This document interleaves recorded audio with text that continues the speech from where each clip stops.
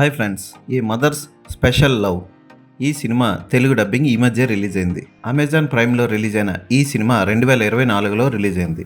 ఈ సినిమాకి John wax దర్శకత్వం వహించారు. ఈ సినిమా కథ ఏంటో ఇప్పుడు చూద్దాం.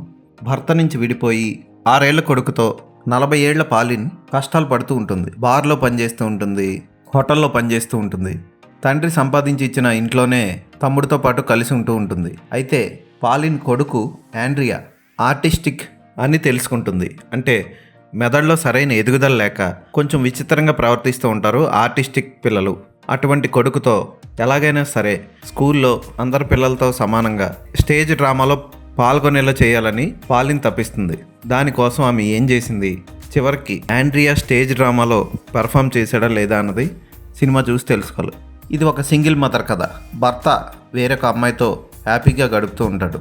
ఈమె కూడా అప్పుడప్పుడు శృంగార వాంఛలు కలిగినప్పుడు ఆమె బాయ్ ఫ్రెండ్